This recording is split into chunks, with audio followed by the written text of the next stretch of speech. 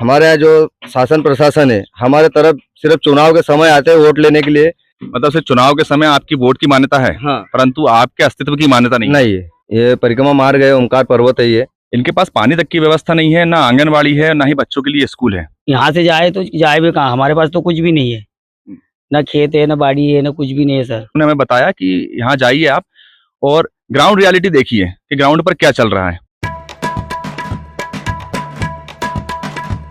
चुनाव के समय शासन में बैठे नेताओं द्वारा चुनाव से पहले कई बड़े वादे किए जाते हैं, गरीबों के लिए वादे किए जाते हैं, परंतु उन वादों को धरातल पर कभी नहीं लाया जाता।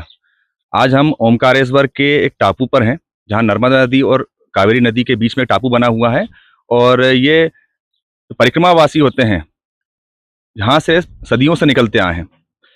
यहाँ क्षेत्रवासी जो रहते हैं उनको एक नोटिस जारी हुआ है, वो नोटिस में ये लिखा हुआ है कि आपको अतिक्रमण आया है यहाँ पर, यहाँ से आपको हटना है।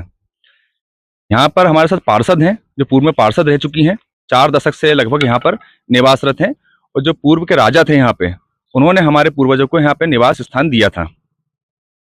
बसंती बाई हमारे साथ हैं।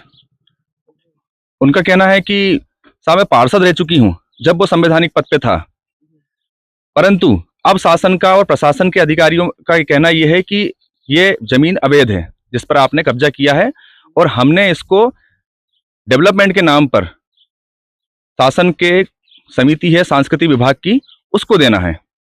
बसंती बाई आपको बताएंगी कि धरातल पर गरीबों की स्थिति आखिर है क्या। यहाँ पर मेरी 4 साल की पीढ़ी यहाँ पर हो गई, और यहाँ पर हमको कोई खाने के लिए नहीं, यहाँ रहने के लिए ना तो मकान था, ना देव पे हमको देव बैठाने के लिए दिया था कि यहाँ खाओ पियो और यहाँ पर रहो और आप बसो।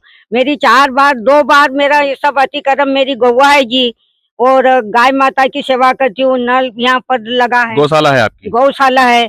फिर मंदिर है रामदेव बाबा का, तो मैंने बना के इनकी सेवा करती हूँ, और अभी भी मैं पानी पिला रही हूँ जी। आप पूर्व में पार्षद रह चुकी हैं? हाँ, मैं पूर्व पार्षद रह चुकी हूँ, कांग्रेसी जी, कांग्रेस से। कांग्रेस से। 10 नंबर वार्ड आता है ओमकारेश्वर का।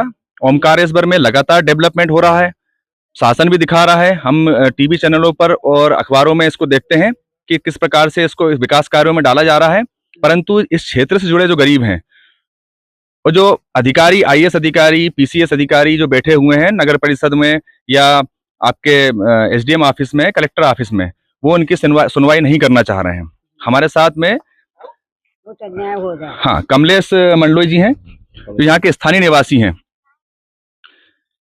इनसे भी हम जानेंगे, ये हमारे संपर्क में आए। इन्होंने हमें बताया, इनके संगठन में जो संपर्क में हैं उन्होंने हमें बताया कि यहाँ जाइए आप और ग्राउंड रियलिटी देखिए कि ग्राउंड पर क्या चल रहा है।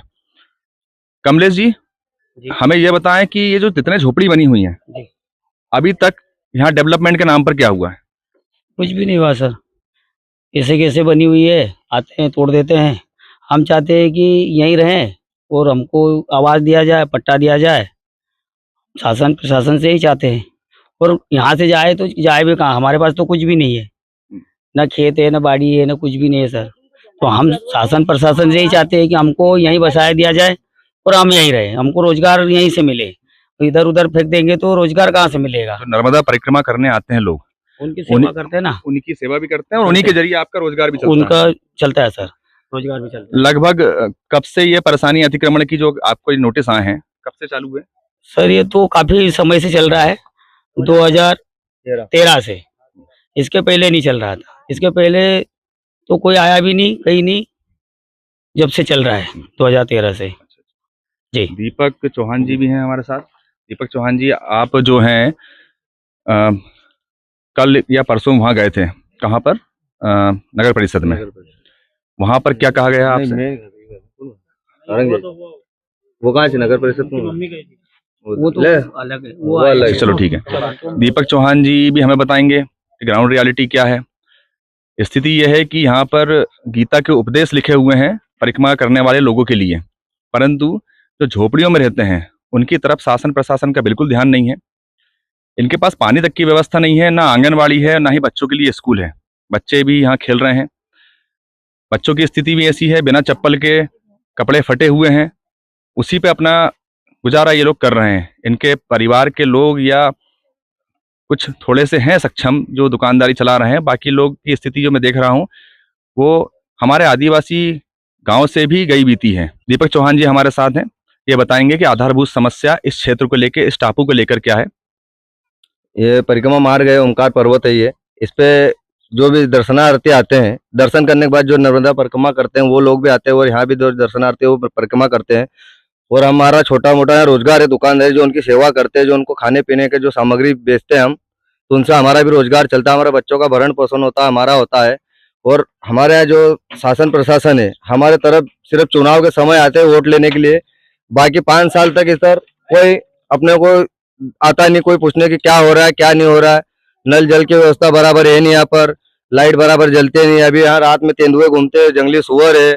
मतलब सिर्फ चुनाव के समय आपकी वोट की मान्यता है, हाँ, परंतु आपके अस्तित्व की मान्यता नहीं। नहीं है हमारे को कोई चीज से मतलब सुविधा। और 10 नंबर वार्ड परिक्रमा मार्ग में ऐसा है कि जो भी नगर परिषद के अंदर जो योजनाएं आती है, तो हमको परिक्रमा मार्ग में जो 10 नंबर वार्ड में रह रहे हैं ये निवासियों को क्यों इस योजना से वंचित करा जा रहा है, इनको इस चीज का लाभ क्यों नहीं दिया जा रहा है। जो भी लाभ मिलता है, जो मार्केट में मिलता है, बाकी वार्डों में सबको मिलता है, हमको क्यों नहीं देते। हम जब भी बोलते थे हमारे इधर हमेशा अतिक्रमण का ही काम आता है। तो परिषद के अंदर मेरा कहना है कि कुछ काम मतलब कि 10 नंबर वार्ड में यहाँ के निवासियों के लिए भी आता है कि सिर्फ अतिक्रमण का ही काम आता है परिषद के अंदर। और रोड चौड़ीकरण करना हो तो रोड चौड़ीकरण के लिए हम आपको 10-10 फीट और हम मकान पीछे कर लेंगे, हमारी दुकान पीछे कर लेंगे, पर हमारे परिवार को मत यहाँ से वंचित करो। अगर यहाँ से हम कहीं जाते हैं तो ना तो हमारी खेती बाड़ी ना कुछ है। अगर यहाँ से कहीं जाएंगे तो फिर हमारा रोजगार क्या चलाएंगे, बच्चों का भरण पोषण कैसे करेंगे, आगे बच्चों का भविष्य क्या होगा और उनके आने वाली पीढ़ी का फिर क्या होगा। तो शासन के वादे और प्रशासन की गतिविधियां, कार्यविधि ये आपके सामने है, और जनता को ये भी देखना चाहिए कि ये सिर्फ किसी एक क्षेत्र का नहीं है। जहां जहां हम ग्राउंड रिपोर्टिंग कर रहे हैं, हर क्षेत्र में हर व्यक्ति परेशान है। प्रॉस्पेरिटी के लिए, सौभाग्यता के लिए, इस देश को आगे बढ़ाने के लिए सभी का साथ जरूरी है। जिस प्रकार प्रधानमंत्री मोदी कहते हैं सबका साथ सबका विकास, उसी प्रकार इनका विकास भी आवश्यक है। ये भी इसी देश के नागरिक हैं। धन्यवाद।